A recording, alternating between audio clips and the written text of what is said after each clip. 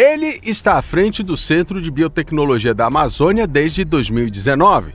Natural de São Paulo, o economista tem ampla experiência em gestão de negócios, finanças e investimentos. Agora, o marco da sua gestão está na conquista da personalidade jurídica do Centro de Bionegócios da Amazônia, que permite multiplicar seu orçamento, além de desenvolver tecnologias e novos negócios a partir dos recursos naturais da região. Essa vitória veio após 2 décadas e já era um antigo anseio da população da Amazônia. Quem participa do Conversa Política desta semana é o gestor Fábio Calderaro. O CBA foi criado há 20 anos. O que ele fez até aqui, Calderaro? Álvaro, é certo que o CBA ainda não trabalha na plenitude da sua capacidade, né? Dada a questão da personalidade jurídica, que agora foi resolvida. E tem um outro ponto também, né, que a gente pode falar até melhor depois, porque nós não temos um ecossistema de inovação e nós não temos um polo de bioindústrias que demande o suficiente do CBA e para quem o CBA possa transferir tecnologia. Então foi uma ideia muito boa, talvez na hora errada. Na hora errada. E sem fazer os trabalhos que deveriam ser feitos concomitantemente, dar os passos concomitantes.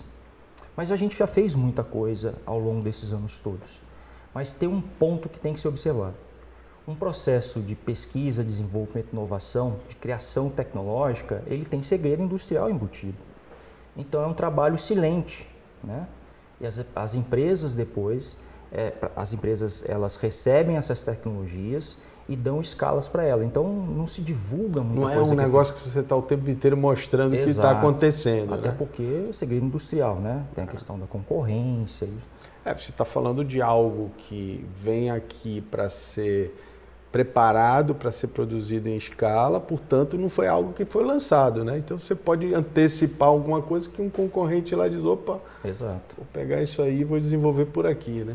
Exato. Entendi. Agora, o CBA também, nesses 20 anos, teve esse grande desafio, que é a tal da personalidade jurídica, que agora finalmente saiu do papel. Queria que você falasse um pouco o que muda com isso e principalmente para as pessoas entenderem o que isso significou na história do CBA, né? O que isso travou, por exemplo, e o que isso significa para o futuro. Travou num primeiro momento que o CBA não podia nem realizar as atividades para as quais ele foi criado, porque ele não tinha, no seu objetivo social, ele não podia desenvolver as atividades inerentes ao desenvolvimento tecnológico na área de bioeconomia ou biotecnologia, porque estava vinculado à estrutura regimental da SUFRAMA, que não tem esse papel de fato.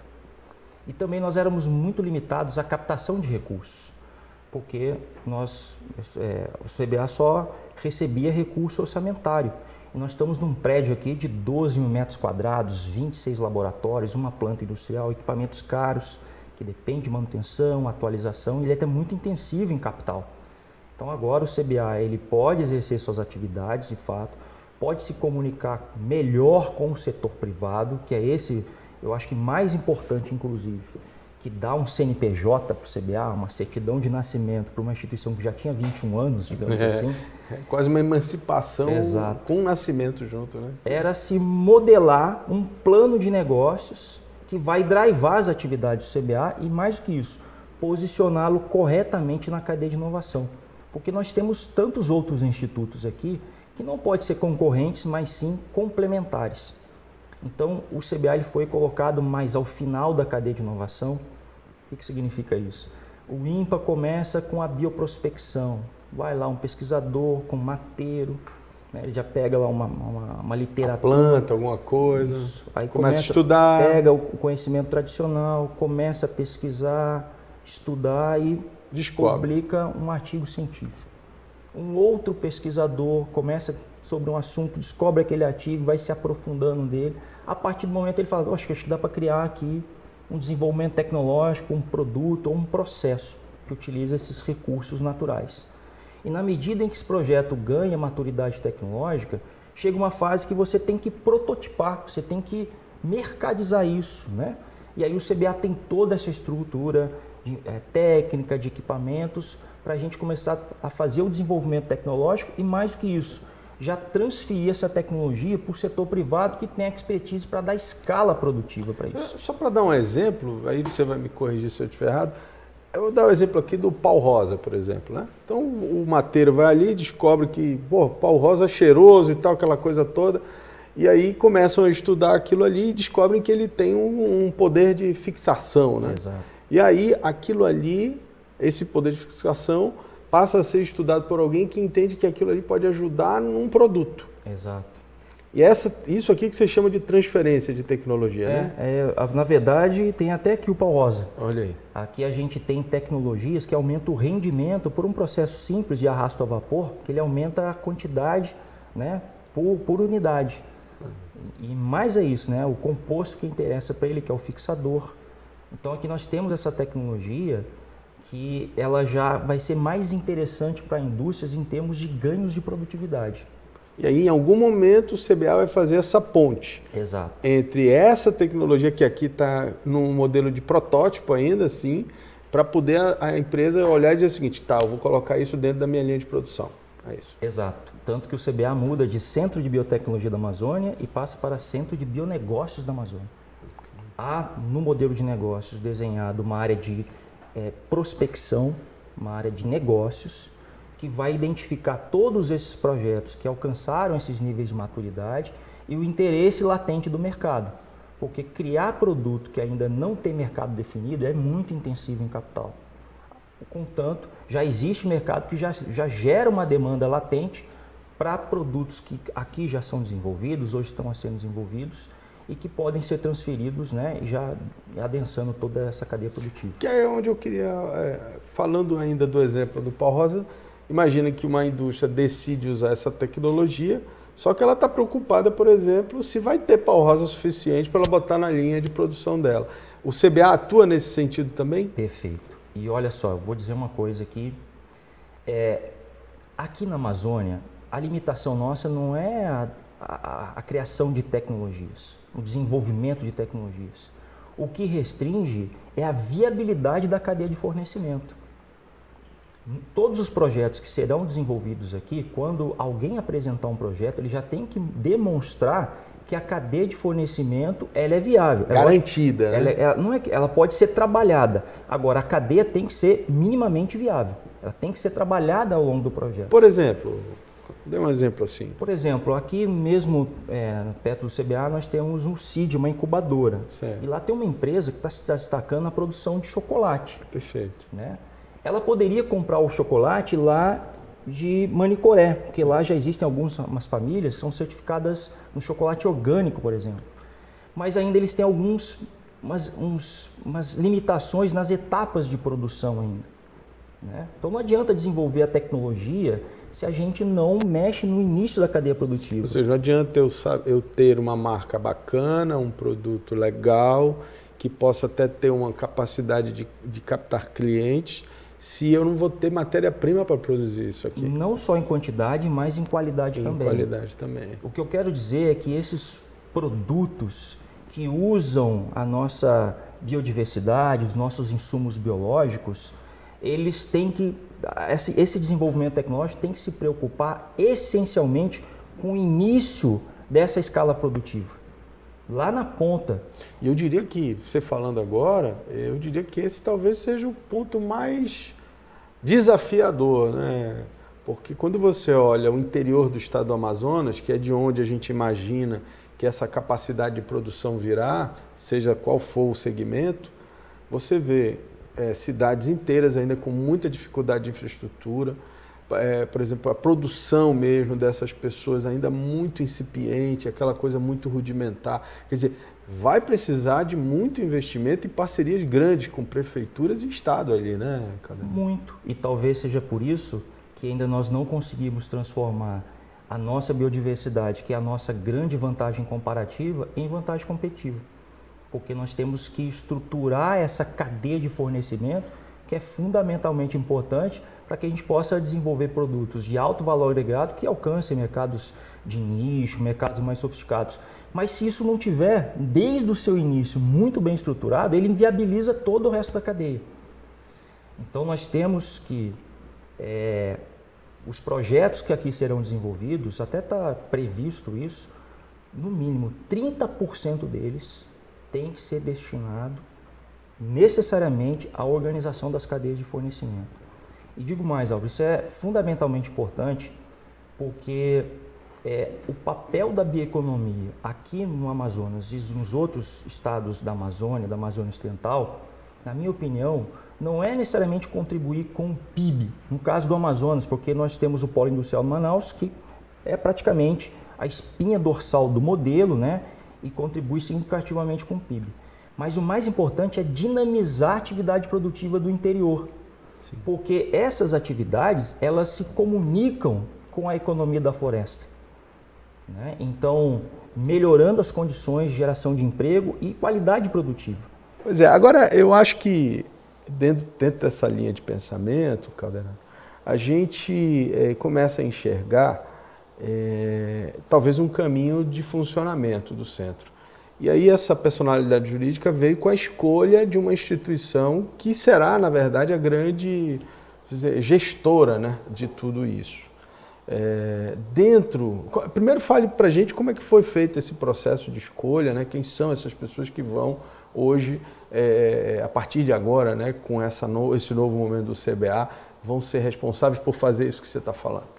No primeiro momento foi feito um modelo de negócios que fez parte de um estudo de publicação, porque uma organização social, o formato dela é quando o Estado chega à conclusão que ele pode delegar uma atividade não exclusiva do Estado para um ente privado sem fins lucrativos. Né? Então ele faz um estudo demonstrando que será mais vantajoso para a administração pública assim fazê-lo. Então foi feito um edital. No caso a União, né? A União, né? Certo. Então foi feito um chamamento público e 3 consórcios participaram. Por que consórcio? Cada um desses 3 vieram com o CNPJ, mas o consórcio vencedor é formado com 3 entidades, sim, que é a Fundação Universitas de Estudos Amazônicos, né, a FUEA, a Universidade Estadual do Amazonas e o Instituto de Pesquisas Tecnológicas, que é o IPT, que originalmente é de São Paulo, mas ele já tem um escritório aqui. Perfeito. Então esse foi o consórcio vencedor do certame. Certo. E aí esse pessoal, quando é que eles assumem? Existe um procedimento para que a gente faça, digamos assim, o start desse processo? A transição, né? Na verdade, agora a fase é de assinatura do contrato de gestão. Está sendo elaborado um contrato de gestão que determina os indicadores e metas que devem ser alcançados. Importante isso, né? Isso. É um processo muito organizado. Esses indicadores e metas, eles estão alinhados com o estudo de publicação, porque eles participaram do certame e sabiam as condições que seriam participar. Então, eles têm esses indicadores, esses objetivos a serem alcançados. É quase uma regulação do processo, né? E que vai ser fiscalizado por uma equipe de gestão que é do Ministério do Desenvolvimento, Indústria, Comércio e Serviços. Então, há um contrato de gestão firmado entre a OS qualificada e vencedora com o MDIC. E a partir daí começa o plano de transição, porque a gente precisa. Hoje, a administração do CBA é feita pela SUFRAMA e ela vai passar o CBA agora, né, para a gestão dessa OS que vai assumir a gestão do centro. E aí, pelo que eu entendi, esse consórcio ele será responsável na administração, obviamente, do CBA, mas ele terá essa missão, por exemplo, de cuidar desde a cadeia produtiva, daquilo que for, mas ele tem um papel importante antes disso, né? Que é poder fazer a seleção. Como é que será a entrada, a escolha dos projetos que estão maduros o suficiente para entrar no CBA e se esse trabalho de, digamos assim, de prototipação, né, dessas ideias que vêm aí da pesquisa, isso aqui já vai ter ali, digamos assim, alguém pronto para comprar isso? O CBA foi desenhado com 3 grandes unidades de negócio, que é uma área de negócios mesmo, prospecção de negócios, um Open Lab, que é um laboratório aberto, porque nós temos uma infraestrutura de 12 mil metros quadrados e o CBA pode receber receita se alocar o espaço. Ou um outro instituto que receba recursos não precisa comprar equipamento que está aqui. Então ele pode utilizar o espaço mediante locação, né, também. E o CBA também presta serviço. Olha, eu quero uma análise bromatológica, uma análise microbiológica, o CBA presta esse serviço também. E uma área que apoia as duas outras, que é um PMO, uma área para desenvolver projeto, para as diversas fontes de recursos, FINEP, FAPEAM, Lei da Informática, né? Todas as fontes possíveis. É uma grande produção de projetos em escala para apoiar as outras áreas. Nessa primeira área de negócio, ele vai monitorar tudo o que está acontecendo nos outros institutos, no INPA, nas universidades, nos institutos. Quase um olheiro ali. É um olheiro, exatamente. Fica ali vendo, olha, o cara tem uma pesquisa interessante, fulano ali tem. E vai ficar atento também às demandas latentes de mercado, ou receber encomendas tecnológicas, e vai fazer o casamento entre aqueles que já produziram conhecimento com aqueles que dão escala para aquilo, que são interessados em receber essa tecnologia. Muito interessante, olha. Tudo que a gente cogita, né, estimular, né, de uso de riqueza aqui da Amazônia, ele tem aquela resistência, eu diria, natural do mundo em relação a ser da Amazônia, né? E eu queria entender como é que você, que está vivendo aí essa questão mais da economia, mas está aqui dentro da Amazônia, conhece a realidade do interior, conhece as potencialidades que existem dentro desse processo, como é que você enxerga, e primeiro se há um caminho para isso? Porque assim, me parece, como são muitos anos vivendo essa, vamos dizer, narrativa mundial de que a Amazônia é isso, preserva aquilo, etc., né? A gente acha que isso nunca vai acabar, que a gente não vai ter uma possibilidade de efetivamente organizar isso de alguma forma. Você acha que é possível isso, cara? O desenvolvimento mantendo, preservando, sim, totalmente possível. A bioeconomia, inclusive, tem um bom papel nesse sentido. Às vezes a gente cria certas proteções e acaba tendo o efeito contrário. Vou dar um exemplo que eu usei há pouco. Eu tive em Manicoré há pouco e visitei algumas comunidades que já são certificadas em orgânico a produção de cacau. E é uma atividade econômica que se comunica muito bem, cria uma simbiose com a preservação, com o ambiente que eles vivem, e não muda sequer a cultura deles. Só que eles querem passar, hoje produzem em área de várzea, e por conta do risco que tem, eles querem para terra firme, por exemplo. Lembrando, o risco é a subida do rio ali, para você perder a produção. Exato, e não só isso, mas a segurança jurídica, porque eles já querem alcançar mercados mais sofisticados, uns pedem nota, eles não conseguem, porque não tem título definitivo de terra, não conseguem crédito. Eles querem prosperar no negócio deles, e a terra firme, assim eles podem fazê-lo. Não conseguem uma licença ambiental. Não conseguem a licença ambiental para tanto. E aí é o seguinte, eles precisam se alimentar. Então pedem muito dos seus trabalhadores que poderiam estar ali melhorando as suas etapas de produção, com fermentação, secagem, manipulação, e pedem para o garimpo, ali da área da margem do Madeira, né? Da calha do Madeira. É interessante isso, porque é exatamente isso que eles dizem que a preservação mantém, né? Na verdade, esse exemplo fala que é exatamente o contrário, né? Porque se você parar e pensar que a produção de cacau, por exemplo, não vai desmatar, né? Não é um desmatamento, você começa a entender que tipo, os freios que são criados, na verdade, eles não são, de certa forma, 100% honestos com os seus objetivos, porque ou no mínimo não consideram essa diversidade, né? Porque de repente em alguma região ele até faça sentido. Por exemplo, numa região onde tem cacau, me parece uma coisa razoável, né? É que nas licenças ambientais você não pode colocar todos os projetos e objetivos numa vala comum. Exato. Cada um deles tem impactos ambientais diferentes, mas hoje não é assim. Se você tem um projeto de uma produção sustentável numa área de manejo, ela passa pelo mesmo crivo do que um outro de mineração, talvez. Talvez devesse ter autos regulatórios, sabe? Autos declaratórios. Então, para projetos considerados de baixo impacto ambiental, parte do pressuposto que ele está correto, dá mais celeridade, né? E depois, se não cumprirem aquilo que está previsto, em termos de preservação, né, de área, aí vai e multa. Mas você não pode tratar todos os projetos, tratar de forma igual os desiguais projetos. Não faz nenhum sentido. Tá. Agora falando um pouco do CBA nesse contexto, se de repente a gente recebesse um comando dizendo o seguinte, ó, só tem vocês, né? Vamos depositar esperança em vocês aí no trabalho de vocês. O CBA hoje está pronto? Ou tem condições, por exemplo, em um espaço razoavelmente curto de tempo, escalar algumas questões que pudessem ajudar na questão econômica do Estado? Ou, a partir deste momento, com a personalidade jurídica e todo esse processo de transição, isso ainda vai nos custar aí pelo menos uma década?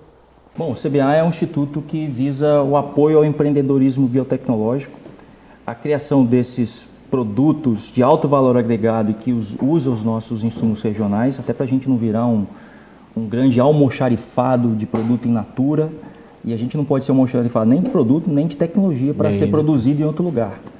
E nós precisamos também da organização das nossas cadeias de fornecimento. Agora, eu acho, Álvaro, que deposita-se uma certa esperança, até que um tanto inocente, que o CBA agora, com personalidade jurídica, podendo captar recurso privado e ainda que trabalhando na sua plena capacidade, nós vamos ou ajudar a mudar a matriz econômica, né? Lembremos que o Instituto, como o CBA, tem o objetivo de transferir tecnologia e receber demandas tecnológicas. Se nós não tivermos um ecossistema ou um polo de bioindústrias que interajam com o CBA, que demandem tecnologia do CBA, ou para quem nós temos que transferir tecnologia, qual vai ser o papel do centro? Ou seja, você está alertando para um passo interessante, que é a atração de indústrias no polo aqui para esse segmento, seria isso? Nós temos que escolher quais são os setores da atividade econômica que nós alocamos os fatores de produção e por meio dos quais nós podemos estar numa fronteira tecnológica no futuro. E mais do que isso, são setores da atividade que têm o poder de transbordamento, de encadeamento produtivo. Ou seja, impactar em outras áreas ali. As empresas que estão aqui, um papel importantíssimo do PIB do Estado, do modelo Zona Franca de Manaus, mas elas não se comunicam com a economia da floresta, com a economia do interior. Não, mas há uma empresa aqui, por exemplo, que necessariamente precisa comprar os insumos de uma agroindústria no interior, que por conseguinte vai gerar demanda para os sistemas de manejo, para as comunidades agroflorestais. Então nós temos que mapear quais são esses setores que são intensivos em tecnologia, que utilizam os recursos de forma sustentável e fazer um trabalho focado de prospecção comercial. Existe um caminho para isso? Já assim meio que, assim, pelo menos uma ideia estratégica para isso? Por exemplo, tentar estimular indústrias que já estão aqui e investir em diversificação, por exemplo? Perfeito. Isso é possível? Isso a gente já faz com o CBA ainda sem o processo. É mesmo? A gente visita muito as empresas do polo, do PIN, porque veja bem, se a nossa grande vantagem comparativa é a nossa biodiversidade, a nossa vantagem competitiva é um polo industrial de Manaus. Pronto, né? Pronto. Então algumas empresas ali já têm, elas têm um potencial de incorporar insumos da biodiversidade nos seus produtos e processos. Quer ver o maior deles? Termoplástico. Porque a questão dos biopolímeros agora é um caminho sem volta. Então a gente conversa muito, a gente já tem projetos envolvidos com empresas aqui do PIN que substituem uma carga que vai num composto, um polipropileno, um PP, substitui uma carga por fibra vegetal, do curauá, uma resina vegetal. Isso tudo é um desenvolvimento tecnológico da bioeconomia. Bom para a empresa, porque vai desenvolver produtos que vão alcançar mercados de nicho, e bom para a cadeia produtiva, porque vai gerar demanda não só para os produtores de fibra ali que vão fazer um consórcio de produção no Novo Remanso com abacaxi, mas também vai ser criada uma agroindústria lá. Você leva o setor secundário minimamente para o local, porque ele vai ter que fazer o desfibramento, a secagem, o clareamento da fibra. Você gera emprego de melhor qualidade. Você falando aí, agora eu fiquei pensando, e o que falta, né? Porque assim, eu vejo isso tudo muito possível, sabe? Quando eu ouço e vejo a análise que você faz, eu vejo isso, cara, isso é tudo muito possível. Por que essas coisas não acontecem já há um certo tempo, né? É isso que às vezes me causa uma certa dúvida, né? Se isso, digamos assim, não fica sendo ao longo do tempo colocado sempre ali no escanteio. Não sei nem se é político isso, acho que talvez seja uma coisa mesmo de querer usar aquilo que já está no processo produtivo, que eles já importaram de algum lugar e tal. Não sei, eu olho isso e vejo isso tudo muito possível, mas não é real, né? Eu acho que a gente tem que ter um plano de desenvolvimento com uma política industrial e eleger, de fato, os setores da atividade que podem promover, por meio de inovação, né, numa visão mais schumperiana, mas também promover a dinamização da atividade produtiva do interior. A partir daí, né, fez um plano, usou uma técnica, uma matriz produto, por exemplo, que determina, né, a gente fez até esse trabalho aqui no CBA, esses setores que têm poder de cadeamento, que se comunicam com outros diferentes setores, tanto para frente quanto para trás, que é o que é mais importante, né, demanda do interior, mas também tem efeitos multiplicadores de produção, emprego e renda. Determinou isso, setores da atividade, prospecção comercial, não tem jeito. Temos uma matriz de incentivos? Temos, mas não adianta ficar de braços cruzados esperando que as empresas para cá venham, né? Tem que focar, fazer um trabalho de prospecção comercial. Quais são os setores? Quais são as empresas? Tá, mas aí a gente não vai cair, de repente, na mesma, digamos assim, na mesma narrativa ou nos mesmos problemas que a indústria comum cai, por exemplo, o cara só vem para cá por causa do incentivo, o cara vai querer incentivo de imposto, disso, daquilo outro, para se tornar mais barato, ou neste caso é diferente porque o valor agregado é outro, a lógica é outra? Não é porque a floresta já está aí há anos e não vieram por conta disso, né? Já está aí há anos. A vantagem comparativa da biodiversidade já está aqui. Não tem jeito, Álvaro. Os agentes reagem a estímulos, a incentivos. E o que você acha que é o estímulo para esse segmento? Criar os estímulos econômicos focados para esses setores, que ainda devem ser diferentes dos outros setores que estão aqui. Álvaro, essas empresas que se comunicam com a economia da floresta, elas já existiram outrora. Que o distrito era na Cachoeirinha. O distrito agroindustrial, né? As usinas, né? Que beneficiavam Sova, Juta, Palata, Pau Rosa, Juta, Malva. Quando veio em 67, as empresas para cá, elas acabaram criando um alto custo de oportunidade para essas atividades, porque os fatores de produção foram alocados para essas atividades que tinham as cadeias produtivas mais organizadas. Essas cadeias endógenas, elas ainda não estão estruturadas. Então você tem que criar estímulos econômicos particulares para ela, porque senão a outra atividade gera alto custo de oportunidade. Você fala gerar estímulos econômicos, seria o quê na prática? Incentivos específicos, ainda mais atrativos do que os aqui já existem. Entendi. Então seria no sentido mesmo de fazer com que essas pessoas entendam que do ponto de vista econômico, aqui elas terão vantagens. Exato, porque você, num primeiro momento, você arrecada menos, mas você gera atividades que, se forem intensivas em tecnologia, além de lá no futuro nós podemos estar numa fronteira tecnológica, não temos concorrência, elas ainda geram impacto na cadeia produtiva, levando emprego e renda para o interior. No interior? Entendi. Então a lógica do setor da bioeconomia, ele não é muito diferente, pelo que eu entendi, do que a gente hoje faz com o Polo Industrial de Manaus. A diferença seriam os estímulos que são diferentes. Exato, porque as cadeias produtivas... Elas têm outras necessidades. Praticamente 2/3 dela vem de fora, e elas estão organizadas. A nossa ainda precisa se estruturar. Então você precisa dar um estímulo diferente para você encontrar agentes que estejam interessados em alocar os seus fatores de produção de uma atividade estruturada para uma atividade ainda não estruturada. Ele tem que chegar a uma vantagem naquilo. Entendi.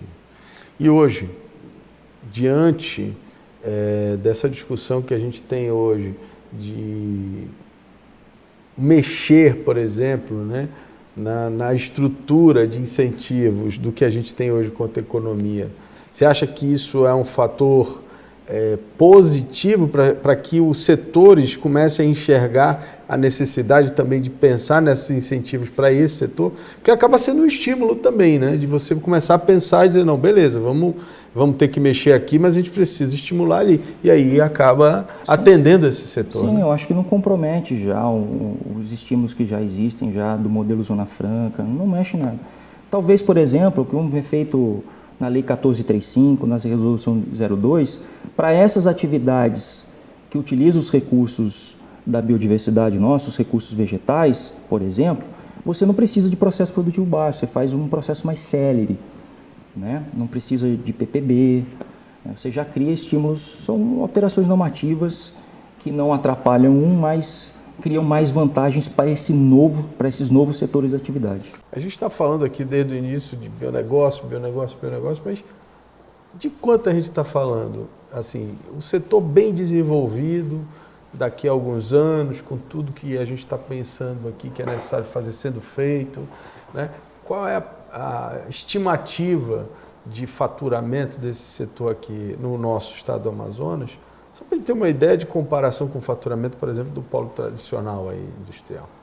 No Amazonas eu não conheço um levantamento. Eu sei que na CNI, na Confederação Nacional da Indústria, projetou a participação do PIB ligada à bioeconomia em 10 anos por volta de 57 bilhões de dólares. E isso numa escala de uma balança de outros setores, isso significaria o quê? Primeiro lugar, segundo lugar? Só para a gente ter uma ideia. Só para ter uma ideia, isso até ver qual é a importância do PIN. Eu estou falando em dólares, né? Mas o PIN faturou 164 bilhões de reais em 2021. Então ajudaria, mas não substituiria. Não tem como, Álvaro. O que eu falo, a bioeconomia, eu acho... Não, daria uma boa ajuda, né? Mas isso é lá na frente, Isso, né? não, eu estou falando em perspectiva, né? Ninguém está dizendo que amanhã já vai estar assim. Eu estou falando de uma perspectiva de bom desenvolvimento, de bons investimentos, de um desenvolvimento efetivo do setor, né? Agora, importante é a dinamização da atividade econômica no interior.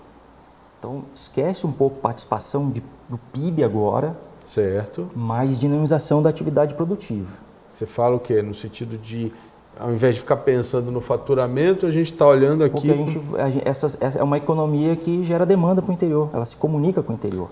A gente vai espraiar hoje o modelo Zona Franca, que está muito concentrado ainda em Manaus. Desenvolver o interior. Exatamente. Quer dizer, esse aspecto que... É interessante você falar isso, né? Que é um aspecto que se prometeu muito com o próprio modelo Zona Franca, e a gente não viu isso acontecer de uma forma prática, e que o bionegócio, de repente, de fato vai ser porque a matéria-prima está lá, né? Mas uma coisa que tem que ser colocada, lá na gênese do modelo, em 67, era para você criar no coração da Amazônia, né, um polo comercial, agropecuário, industrial, que atraísse investimento local. É um modelo de Perrault, de um economista, François Perrault, francês. Então você cria um polo de concentração, atrai investimento na capital Manaus. O objetivo foi atingido. Esse polo deixa de ser crescimento e passa para desenvolvimento quando ele começa a levar os seus efeitos para a área de atuação, espraiar os efeitos. Então, isso acontece quando há encadeamento produtivo.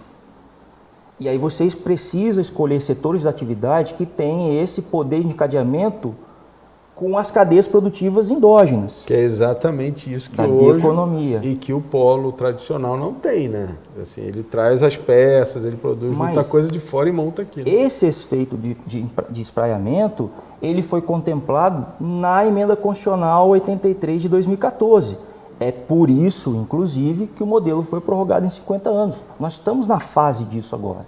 Entendi. Por isso, a aposta do governo federal na bioeconomia.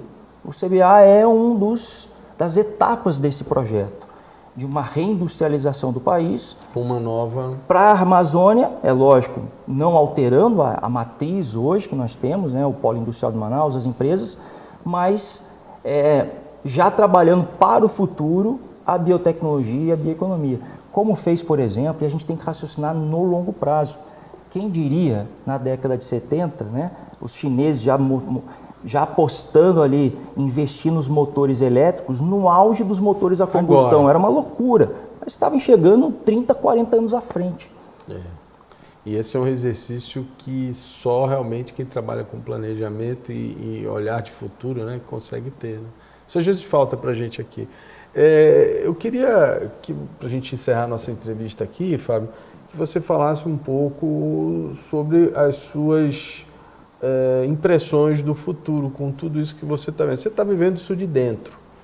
Você está vendo as dificuldades políticas, você está vendo as dificuldades administrativas, orçamentárias, mas está vendo também os caminhos, né? Aquilo que é possível, muita coisa boa que pode ser feita, né? E que não depende de tanta gente, né? E tudo. E eu queria que você fizesse aí um panorama, né? O que a sociedade amazonense pode acreditar em relação a um modelo de bionegócio aqui para o nosso estado. Bom, primeiro que a gente já tem um potencial latente, né? Estamos num local que tem praticamente 50% da biodiversidade do mundo, a maior reserva de água doce, o maior estoque de carbono florestal, e na hora que, né, toda essa utilização do carbono for regulada, nós podemos ter boas oportunidades com isso. Somos uma região de beleza cênica, multicultural, né, uma região voltada para o turismo. Então nós temos todas as vantagens comparativas para isso. Temos uma marca forte, que ela é valorizada no mundo todo, e temos toda a atenção voltada para a gente. Eu acho que a gente tem que ter um bom planejamento de desenvolvimento, saber onde nós queremos chegar, e esse queremos chegar está muito além do que 4 anos de um mandato. Entendi. É lá na frente. E, de fato, focar os fatores de produção nesses setores, né? E fazer um trabalho de prospecção comercial. E melhorar o ambiente de negócio aqui. Nós temos um problema que reina a informalidade. Eu vou falar aqui do Amazonas. Aqui, né? Sim, é o que... Um estado de 1,5 milhão de quilômetros quadrados. Todo mundo trabalha na informalidade. É difícil você trabalhar na formalidade. E aqueles que são informais acabam tendo vantagem sobre os formais. Então você gera uma concorrência imperfeita. Então nós temos que melhorar o ambiente de negócios e adaptar o ambiente de negócios à realidade do interior. E a gente está falando de titulação de terra, exato, criação de empresas formais, né?